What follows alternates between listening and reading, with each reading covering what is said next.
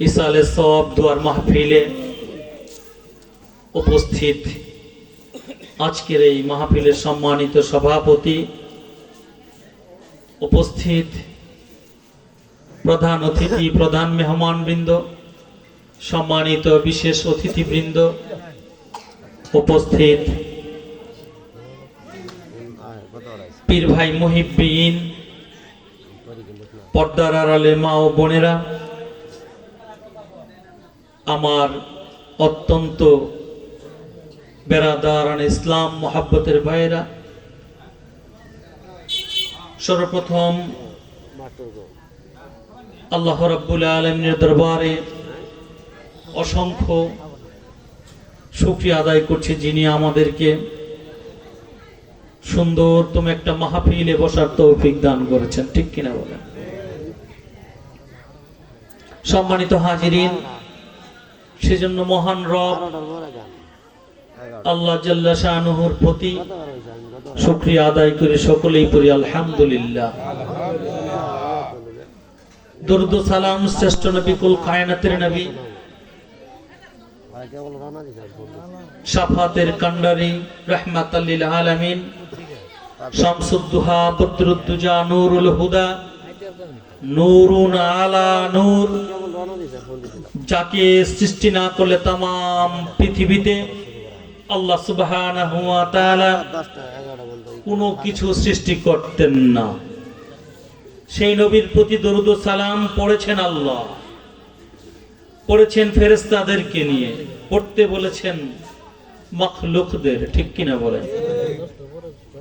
সেই নবীর প্রতি আমরা শুধু দরুদ পড়েই শেষ করব না, আমরা নবীর প্রতি সালামও দেব। ঠিক কিনা বলেন?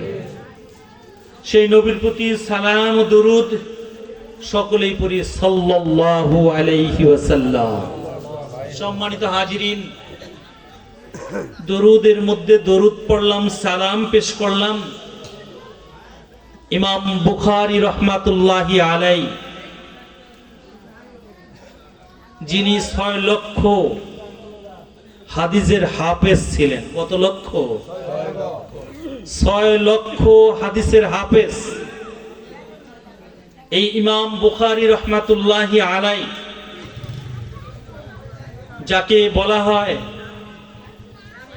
পবিত্র কুরআনুল মাজিদের পরে এই জমিনের মধ্যে যদি কোনো সহিহ কিতাব থাকে সেটা হলো বুখারী শরীফ। ঠিক কিনা বলেন?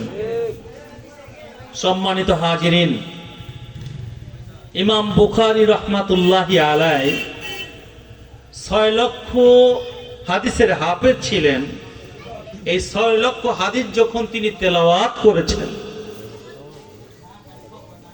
এই তেলাওয়াতের ক্ষেত্রে প্রত্যেকটা হাদিসের প্রথম তিনি নবীর দরুদ পড়ে শুরু করেছেন। শুধু তাই নয়, নবীর প্রতি সালাম দিয়ে শুরু করেছেন। আলান নবিয়্যু সাল্লাল্লাহু আলাইহি ওয়াসাল্লাম। ইচ্ছে করলে ইমাম বুখারী রাহমাতুল্লাহি আলাইহি তার বুখারী শরীফ হাদিসটি যখন লিখেছেন, সাল্লাল্লাহ শব্দটা সংক্ষেপে বলতে পারতেন। যারা বুখারী শরীফ হাদিস দেখেছেন, যারা সিয়াসত তার কিতাবগুলো পড়েছেন, আপনার মনোযোগ দিয়ে খেয়াল করবেন, যখন রাবীর নাম উল্লেখ করেছেন, এই রাবীর নামের সাথে সাথে সাল্লাল্লাহু আলাইহি ওয়াসাল্লাম। কি মাওলানা সাহেব, ঠিক কিনা? সম্মানিত হাজিরিন, এটা আলিয়ার কথা নয়, এটা তরিকাপন্থীদের কথা নয়, এটা পীর মাশায়েখদের কথা নয়। যার হাদিস না পড়লে তুমি নিজে মাওলানা দাবি করতে পারো না, যার হাদিস তুমি তেলাওয়াত না করলে নিজেকে মুহাদ্দিস দাবি করতে পারো না। সেই ইমাম বুখারী আল জৌফি আল বাগদাদি তার কিতাব যখন তিনি লিখেছেন, প্রত্যেকটা হাদিসের শুরুতে আন আবি হুরায়রা রাদিয়াল্লাহু তাআলা আন্নাহু قال قال رسول الله صلى الله عليه وسلم খালাকাল্লাহু আদাম আলা সূরাতিহি তুলুহু 60 জিরআন ফালাম্মা খালাকাহু ক্বালা ইযহাব। অসংখ্য হাদিস যখন তিনি তেলাওয়াত করেছেন, প্রত্যেকটা হাদিসের ক্ষেত্রে তিনি নবীর প্রতি দরুদ ও সালাম পেশ করে হাদিস লিখেছেন। আর তুমি বলো দরুদ নাই, তুমি বলো নবীর প্রতি সালাম নাই। তুমি ইমাম বুখারী রাহমাতুল্লাহি আলাইহির কিতাব পড়ে তুমি রুজি রুটির এই ব্যবস্থা করতেছো, অথচ ইমাম বুখারী রাহমাতুল্লাহি আলাইহি তার হাদিসের মধ্যে প্রত্যেকটা হাদিসের প্রথমেই নবী করিম সাল্লাল্লাহু আলাইহি সাল্লামের প্রতি দরুদ সালাম পেশ করেছে। সম্মানিত হাজিরিন, ইমাম বুখারী রাহমাতুল্লাহি আলাইহি যখন তিনি হাদিস সংকলন করেছেন, ইচ্ছা করলেই তিনি হাদিস সংকলন করেন নাই, তার কিতাবের মধ্যে লেখেন নাই। যখন একটা হাদিস লিখতে গিয়েছেন, গভীর মনোযোগ, আমি আপনাদেরকে একটু বোঝাতে চাচ্ছি। ইমাম বুখারী রাহমাতুল্লাহি আলাইহি তার হাদিস গ্রন্থটা কুরআনুল কারীমের পরে কেমন করে স্থান পেল। সম্মানিত হাজিরিন, ইমাম বুখারী রাহমাতুল্লাহি আলাইহি ইচ্ছা করলে একটা হাদিস তার কিতাবের মধ্যে সংকলন করেন নাই, লিখেন নাই। আল্লাহর নবীর রওজার পাশে গিয়া, তার পা মুবারকের কাছে গিয়ে ইমাম বুখারী রাহমাতুল্লাহি আলাইহি বসতেন, মুরাকাবা করতেন। কি করতেন? মুরাকাবা করতেন। ওযু গোসল করতেন, ওযু গোসল শেষ করেন 2 রাকাত নামাজ পড়তেন। নামাজ পড়ে ইমাম বুখারী রাহমাতুল্লাহি আলাইহি বলেন, আমি নবীজির রওজার পাশে যাইতাম। রওজার পাশে গিয়া নবীর পা মুবারকের দিকে বসে বসে আমি নবীকে চোখ বন্ধ করে জিজ্ঞেস করতাম, নবী গো, আন আবি হুরায়রা রাদিয়াল্লাহু তাআলা আন্নাহু ক্বাল ক্বালা রাসূলুল্লাহি সাল্লাল্লাহু আলাইহি ওয়াসাল্লাম, নবী গো, এই হাদিসটা কি আপনার জবানের কিনা? নবীকে জিজ্ঞেস করতেন, নবী গো, আমি এই হাদিসটা আমার গ্রন্থে লিখতে চাই, এটা আপনার মুখের জবান থেকে বের হয়েছে কিনা? ও মিয়া ভাই, সেই বুখারী শরীফের হাদিস পড়ে তুমি আমার নবীকে বলো না মরা নবী। আর ইমাম বুখারী রাহমাতুল্লাহি আলাইহি বলেন, না না, আমি নবীর রওজার পাশে গিয়া আমি নবীকে জিজ্ঞেস করতাম, নবী গো, এই হাদিসটা কি আপনার মুখের কিনা? আল্লাহর নবীর যতক্ষণ পর্যন্ত ওই রওজায় আথার থেকে জবাব না আসতো, ততক্ষণ পর্যন্ত ইমাম বুখারী রাহমাতুল্লাহি আলাইহি বলেন, আমি আমার কিতাবের মধ্যে আমি সেই হাদিসটা লিখতাম না। অথচ যারা ইমাম বুখারীর হাদিস পড়েন আর তারাই বলেন নবী মরা নবী। অথচ ইমাম বুখারী বলছেন, আমি মুরাকাবা করতাম, মুশাহাদা করতাম, তারপরে আমি হাদিস লিখতাম। সম্মানিত হাজিরিন, সেজন্য আমরা যারা তরিকতপন্থী মানুষ, যারা এই মানুষগুলো নবীর প্রতি দরুদ ও সালাম একটু বেশি পড়ার চেষ্টা করে, ঠিক কিনা বলেন? সম্মানিত হাজিরিন, আল্লাহ সুবহানাহু ওয়া তাআলা আমাদের বেশি বেশি করে নবীর প্রতি দরুদ ও সালাম পেশ করার তৌফিক দান করুন। ইলমে তাসাউফ এমন একটা জিনিস, তরিকতের দর্পণ যাকে বলা হয়, এই ইলমে তাসাউফ আমরা ইলমে শরীয়ত বাদ দিয়া না, ঠিক কিনা বলেন? ইলমে শরীয়ত তখনই পূর্ণাঙ্গতা লাভ করবে যখন আপনি ইলমে মারিফতের ইলম অর্জন করবেন। তরকারির মধ্যে রান্না করলেন, সব দিলেন, ভাই লবণ দিতে ভুলে গেছেন, তরকারিটা কেমন লাগবে? যতই মশলা দেন, সব কিছু দিয়ে রান্না করেছেন, কালারও সুন্দর, সব ঠিক আছে, কিন্তু লবণটা দেন নাই, মজা লাগবে তো? মজা লাগবে। ডায়াবেটিস রোগী লাগবে? ওটা চিনি না দিয়ে লবণ দিলে চা বানাইছেন, সব ঠিক আছে, মশলাপাতি একটু চিনি দেন নাই, কি দেন নাই, চিনি দেন নাই, স্বাদ লাগবে। শরীয়ত সব ঠিক আছে, মশলা যখন ইলমে মারিফত দিবেন, আপনার ইবাদতটা আল্লাহর কাছে মজার সাথে কবুল হবে।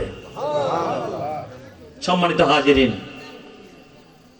আমাদের মধ্যে রসুলের প্রেম বেশি, ঠিক কিনা বলেন? ইশকে রাসূল, হে রাসূল তোমায় ভালোবাসি, অন্তরে শুধু মুখে ডরি না,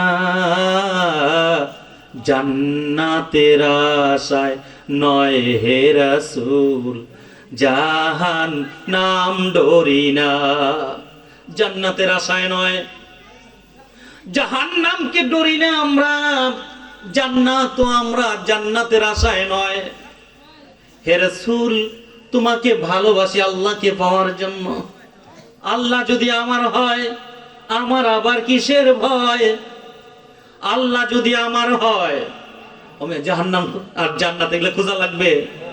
আমরা আল্লাহকে খুঁজি, রসুলকে খুঁজি। কাকে খুঁজি? আল্লাহকে খুঁজি, রসুলকে খুঁজি। সেজন্য কবি বলেছেন, হে রাসূল তোমায় ভালোবাসি, অন্তরে শুধু মুখে ডরি না, জান্নাতের আশায় নয় হে রাসূল, জাহান নাম ডরি না। নবী গো তোমাকে যদি পাই, আমার কিসের জাহান্নাম, কিসের জান্নাত? নবী গো তোমার যদি সাক্ষাৎ পাই, কিসের জান্নাত আর কিসের জাহান্নাম? নবীকে যারা সাক্ষাৎ পেয়েছে, পৃথিবীর মধ্যে সবচাইতে আলোকিত মানুষ হয়ে গেছে। নবীর সাথে যার সম্পর্ক হয়েছে,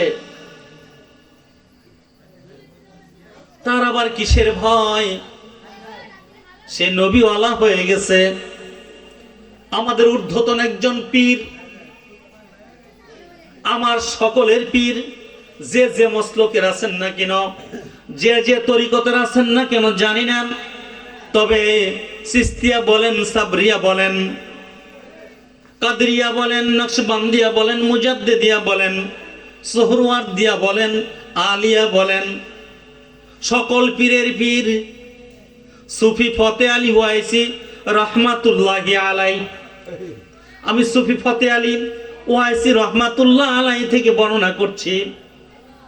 সুফি ফতে আলী ওয়াইসি রহমাতুল্লাহি আলাইর পীর ছিলেন চট্টগ্রামের জমিনে শুয়ে রয়েছে নূর মোহাম্মদ নিজামপুরী রহমাতুল্লাহি আলাই। বাংলার জমিনে হাজারো হাজারো আল্লাহর ওলিদের অবস্থান। 20 কোটি মুসলমানের জন্মভূমি বাংলাদেশ, পীরাউলিয়া শহীদ গাজীর এই দেশ, এই বাংলাদেশ। সেথায় শুয়ে শাহজালাল, শাহ কামাল, শাহপরান, জিন্দা ওলি, শাহ সুলতান। এদেশ তাদের সামনে চলো, আল্লাহ সহায়, ভয় কি আর? সম্মানিত হাজিরিন, সুফি ফতে আলী ওয়াইসি রহমাতুল্লাহি আলাই বিশাল একটা কিতাবের গাঁটটি নিয়ে কলকাতা আলিয়া মাদ্রাসার দিকে যায়।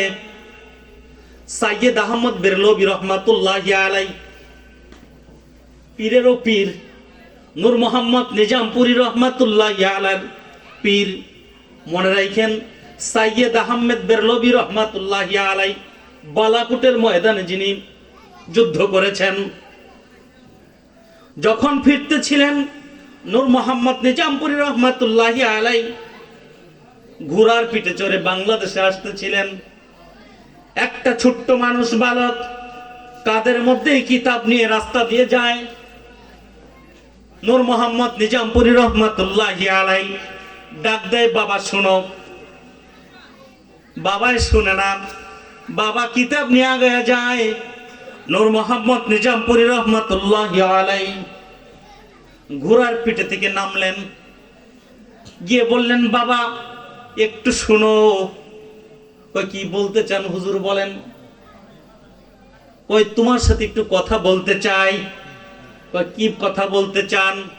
কয় আমার চেহারা একটু দেখে রাখো, বড় হইলে তুমি একটু চট্টগ্রামে যাইও, বাংলাদেশের স্থান। সুফি ফতে আলী ওয়াইসি রহমাতুল্লাহি আলাইহি নূর মোহাম্মদ নিজামপুরী রহমাতুল্লাহি আলাইহির সাথে সাক্ষাৎ করলেন।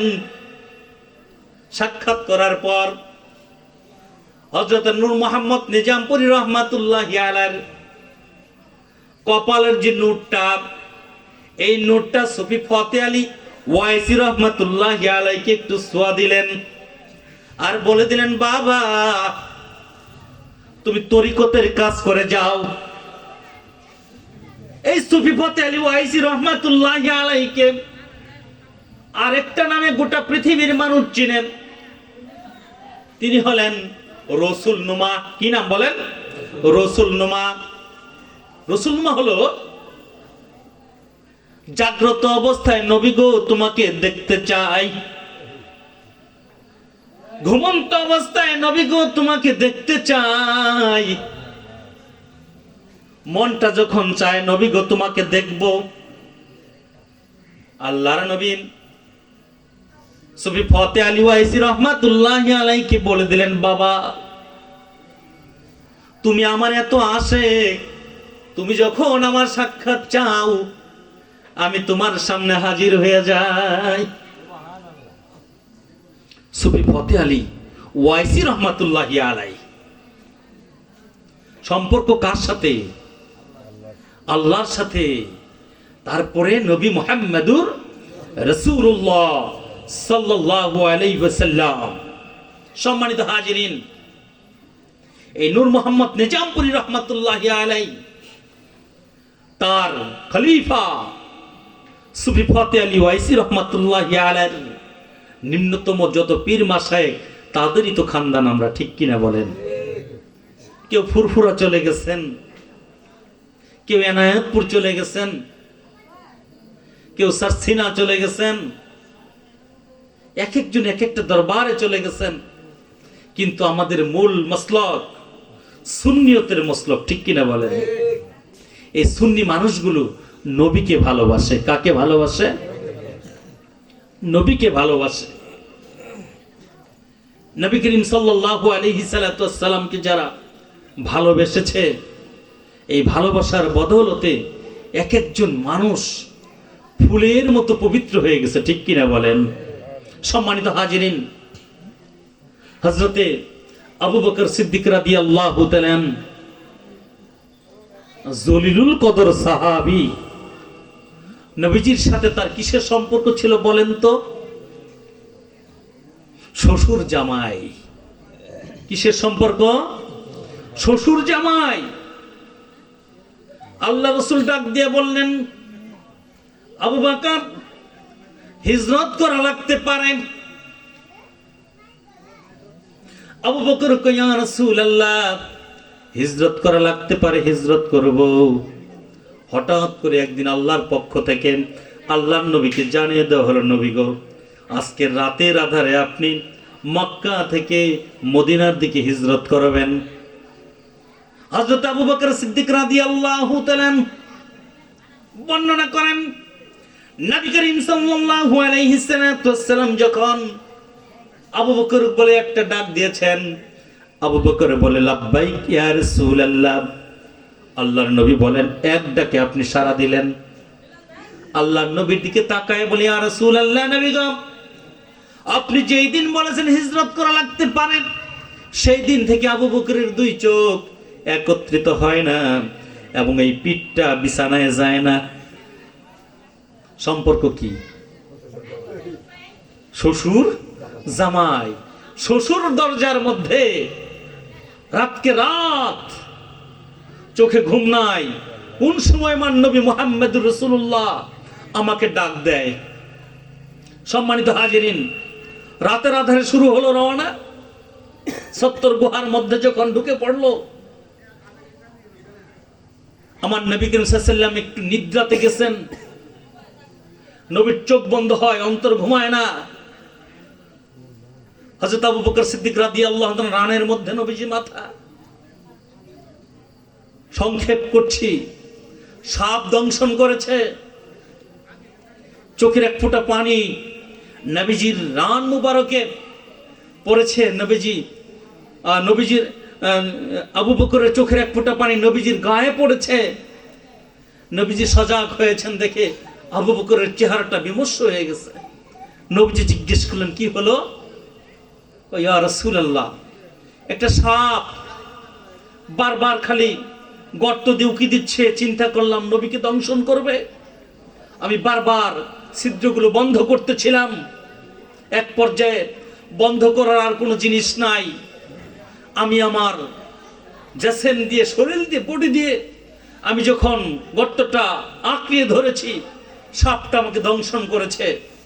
বিষের যন্ত্রণায় ছটফট করতেছিলেন। নবী মুহাম্মদুর রাসূলুল্লাহ সাল্লাল্লাহু আলাইহি সাল্লাম একটু থুতু দিয়া, থুতু মোবারক, নবীর যে কোনো জিনিসের ব্যাপারে মোবারক শব্দ ব্যবহার করতে হবে সম্মানের সাথে। থুতু মোবারক লাগাই দিলেন, বিষ বন্ধ হয়ে গেল। মিয়া, সম্পর্ক কি? দুনিয়ার শ্বশুর জামাই আর নবী করিম সাল্লাল্লাহু আলাইহি সাল্লাম এবং আবু বকরের মধ্যে সম্পর্ক দেখেন। দিনের বেলা আবার রওনা করলেন, আবার গর্ত থেকে, গুহা থেকে বের হয়ে রওনা হলেন। আবু বকরকে নবী করিম সাল্লাল্লাহু আলাইহি সাল্লাম বললেন, আবু বকর, একটা কথা বলতে চাই। বলেন। এই যে আমরা বাহনের উপরে উঠে যাচ্ছি, একবার রশি টানবো আমি, আর একবার রশি টানবেন আপনি। আবু বকর ডাক দিয়া কয়, ইয়া রাসূলুল্লাহ, এটা আমার কলিজার সহ্য হবে না, আমি উপরে বসে থাকবো, আপনি রশি টানবেন। আবু বকর বলে, নবীজি বলেন না। নবীজি ইনসাফ কায়েম করেছেন পৃথিবীতে। কি কায়েম করেছেন? ইনসাফ কায়েম করেছেন। হযরত সালমা রাদিয়াল্লাহু তাআলা, কথাটাই পর্যন্ত রাখলাম, মনে করে দিয়েন।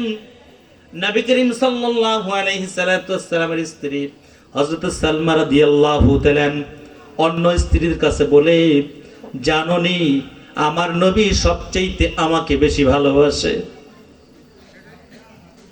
হযরত আয়েশা সিদ্দিকা রাদিয়াল্লাহু তাআলা সালমাকে, সালমা তুমি মনে করেছো তোমাকে আদর করে না, আমাকে সবচেয়ে বেশি আদর করে। মাইমুনা বলেন আমাকে বেশি আদর করে, জুহাইশা বলেন আমাকে বেশি আদর করে। এভাবে এক এক স্ত্রী এক একজনের মধ্যে তর্কে লিপ্ত হয়ে গেছে যে নবী আমাকে সবচাইতে বেশি আদর করে। আম্মা জান হযরত আয়েশা সিদ্দিকা রাদিয়াল্লাহু তাআলা নবীর কাছে গিয়েছেন রাত্রি বেলায়। নবীকে বললেন, ইয়া রাসূলুল্লাহ, যতগুলো স্ত্রী আপনার আছে তার চাইতে বেশি আমাকে আদর করেন। হযরত রাসূলুল্লাহ সাল্লাল্লাহু আলাইহি ওয়াসাল্লাম বলেন, হ্যাঁ আমি তোমাকে আদর করি, তবে আমি যাকে বেশি আদর করি আমি আজকে একটা জিনিস তাকে দেব।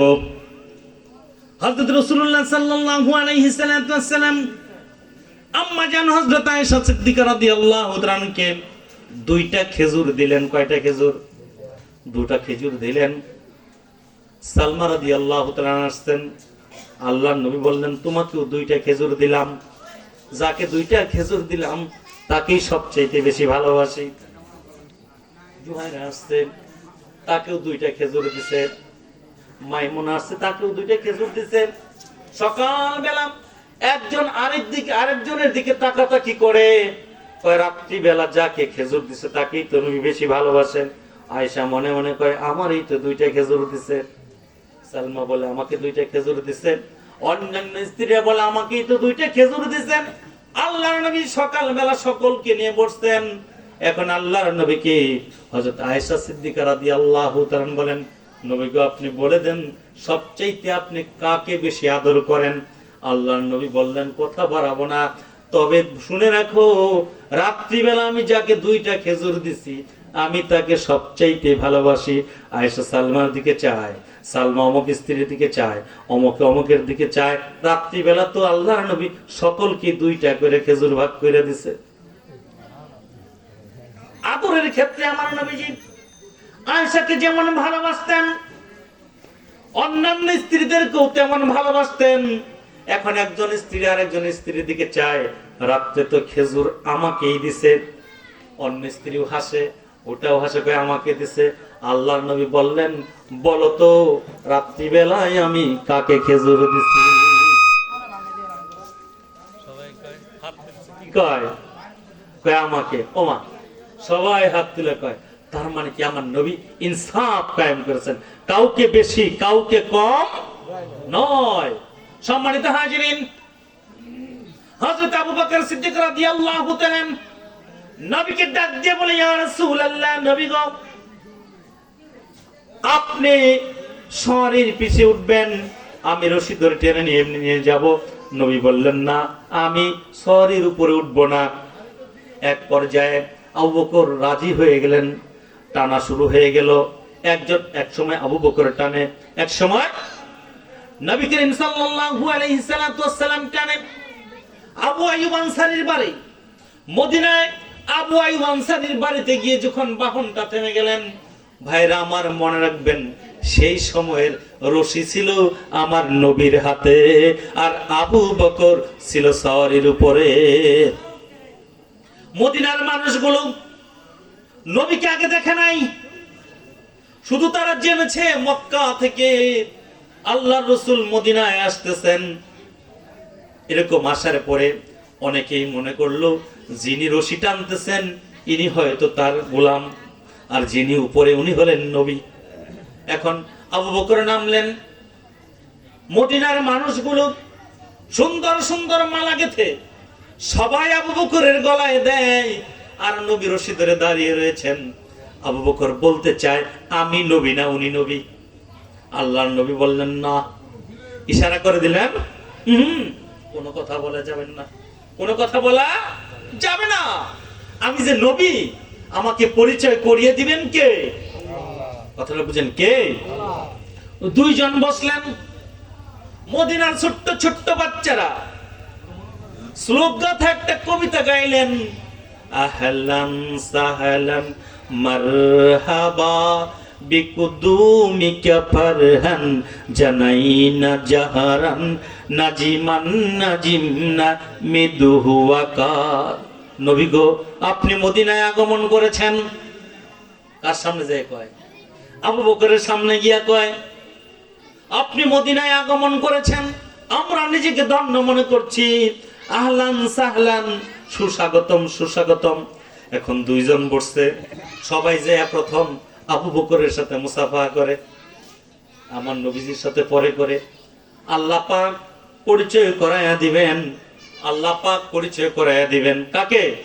নবী মুহাম্মদুর রাসূলুল্লাহ সাল্লাল্লাহু আলাইহি ওয়াসাল্লাম কি বছরে সূর্যটা উদিত হলো, তীর্যকটা আমার নবীর বদন মোবারকের মধ্যে যখন পড়লো, আবু বকর দাঁড়ায় গেল। কি করলো?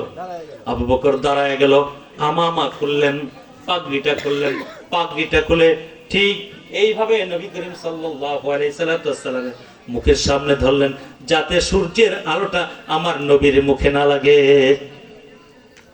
মদিনার মানুষগুলো বলতে শুরু করলো, এই আমরা একটু কিছুক্ষণ আগে যাকে নবী মনে করেছিলাম, সে তো নবী নয়। তার কারণ, যিনি সূর্যের তাপ কি বেড়া দিচ্ছেন, আগলিয়ে দিচ্ছেন, ইনি যিনি বসা উনি তো নবী। আল্লাহ পরিচয় করাইয়া দিলেন, সূর্যের তাপ নবীর বদন মোবারকের মধ্যে লাগাইয়া দিয়া। বুঝতে পারছেন? ইনি হলেন নবী মুহাম্মদুর রাসূলুল্লাহ। ভালোবাসতেন আবু বকর। কে ভালোবাসতেন? আবু বকর সিদ্দিক রাদিয়াল্লাহু তাআলা, উমর রাদিয়াল্লাহু তাআলা, উসমান আলী রাদিয়াল্লাহু তাআলা, হযরত তালহা রাদিয়াল্লাহু তাআলা এবং সাহাবায়ে কিরাম, তাবিন, তাবিস তাবিন, সালফে সালেহিন, জুনায়েদ বাগদাদী রাহমাতুল্লাহি আলাইহি। আমাদের ঊর্ধ্বতন পীর জুনায়েদ বাগদাদী রাহমাতুল্লাহি আলাইহি। এই জুনায়েদ বাগদাদী রাহমাতুল্লাহি আলাইহি ইরাকের সবচেয়ে বড় একটা বক্সার ছিলেন। কি ছিলেন? বক্সার, শ্রেষ্ঠ বক্সার। তার সাথে আর কেউ লড়তে পারে না। তিনি এই ইরাকের স্টেডিয়ামের মধ্যে যখন এই বক্সারের খেলা হবে, তিনি ঢুকেছেন। অনেক মুদ্রা দেওয়া হবে, স্বর্ণ, উপটৌকন, টাকা পয়সা সব দেওয়া হবে। যে যায় সেই হেরে যায়। ঠিক আমি তো এখানে দেখছি না, একবারে 80 বছরের বুড়ো স্টেডিয়ামের মধ্যে ঢুকে পড়ছে, ঢুইকা কয় আজকে জুনায়েদের সাথে আমি বক্সার খেলবো। কি কয়? আমি জুনায়েদের সাথে আজকে বক্সার খেলবো। মানুষ কয় হাই রে বুড়া, বুঝা হয়ে গেছে, বক্সার খেলবে। হ্যাঁ কয় তবে একটা শর্ত আছে। কি শর্ত? কয় জুনায়েদের সাথে কানে কানে একটা কথা বলবো। কি বলবে? কানে কানে একটা কথা বলবে। কানে কানে কথা হয়ে গেল। জুনায়েদ বাগদাদী রহমাতুল্লাহি আলাইহি বক্সারের মাঠে লাফালাফি করতেছিলেন, বুড়ো কয় আমিও রেডি। একটা মারছে, জুনায়েদ মাটির মধ্যে পড়ে গেছে। আরেকটা মারছে, হাও মাও করে ঘোরাঘুরি করছে। আরেকটা মাইরা পায়াটা বুকের মধ্যে লাগায় নাই, এরকম রেখে দিয়েছে। কয় পারবা আমার সাথে? জুনায়েদ কয় না। সবচেয়ে ইরাকের বাগদাদের সবচেয়ে বড় লড়াকু সৈনিক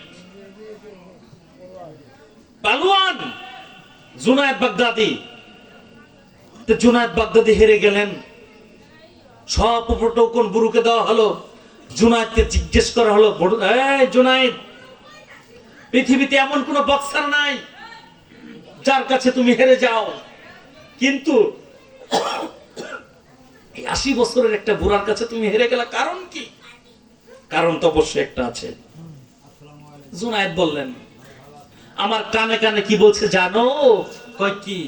কয় আমার ঘরে 15 দিন পর্যন্ত আগুন জ্বলে না, চুলায় আগুন জ্বলে না, আমার স্ত্রী না খাওয়া, আমার সন্তান না খাওয়া, আমার পরিবার পরিজন না খাওয়া।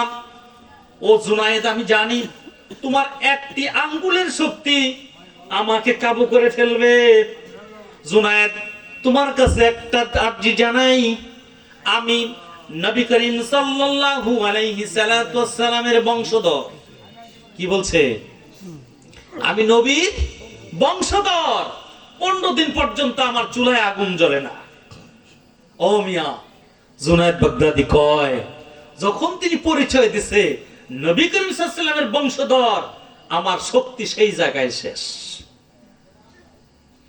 জুনায়েদ বাগদাদী রাহমাতুল্লাহি আলাইহি, পৃথিবীর মধ্যে আর জুনায়েদ বাগদাদী তৈরি হবে না।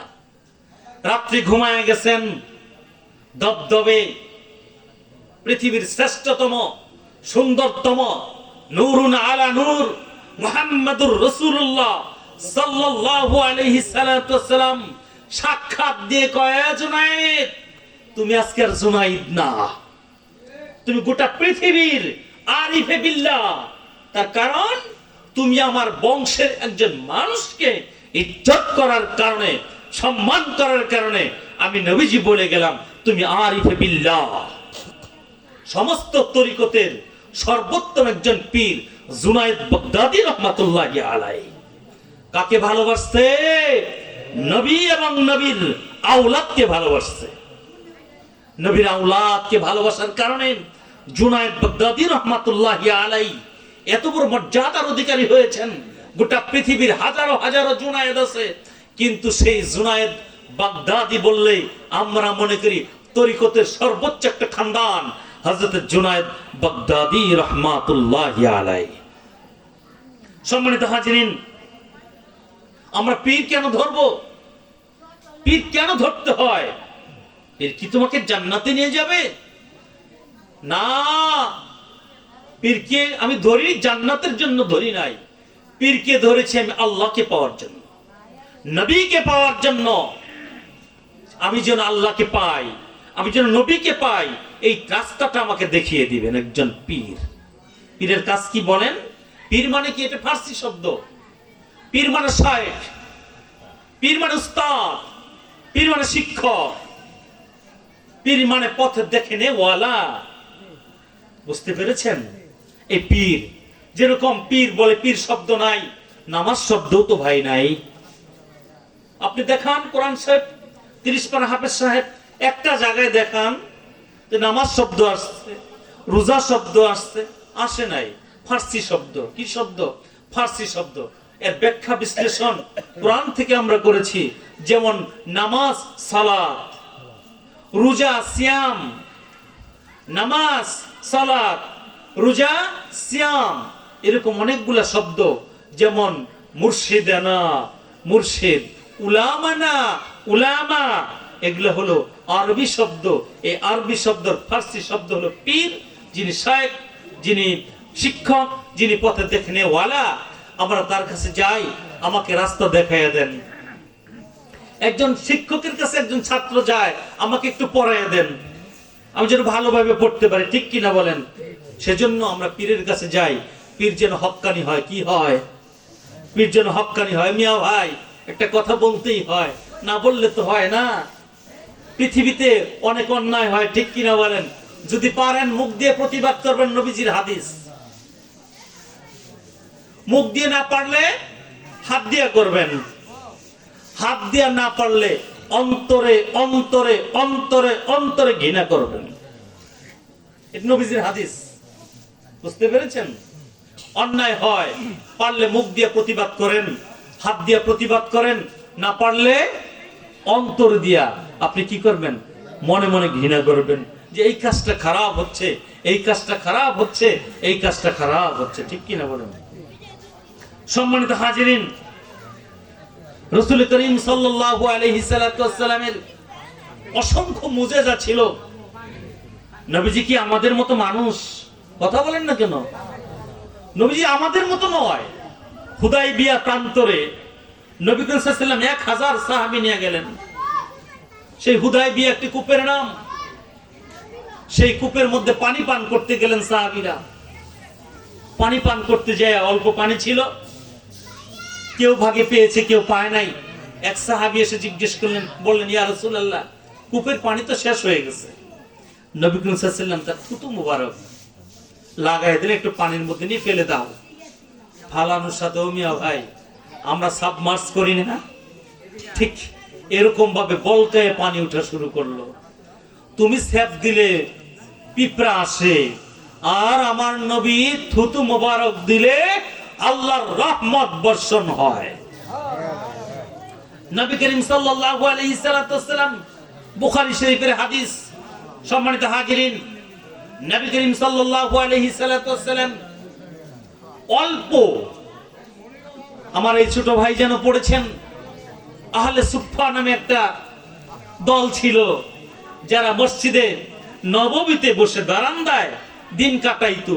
সংখ্যা ছিল 70 জন। কতজন? 70 জন। এই সাহাবীরা এক একজন এক এক জিনিস দিতেন, তারা খাইতেন। একদিন খাবার নাই, ক্ষুধার্ত এক লোক এসে এক বাটি দুধ, কয় বাটি দুধ? এক বাটি দুধ। আল্লাহুম্মা সাল্লি আলা সাইয়্যিদিনা ওয়া নাবিয়িনা ওয়া শাফিয়ানা ওয়া হাবিবানা ওয়া মাওলানা মুহাম্মদ সাল্লাল্লাহু আলাইহি ওয়া সাহবিহি ওয়া বারিক ওয়া সাল্লাম। কর্তৃপক্ষের অর্ডার মানতে আমি বাধ্য। আমার স্লিপ আসতে দোয়া করবেন। আসসালামু আলাইকুম ওয়া রাহমাতুল্লাহি ওয়া বারাকাতুহু।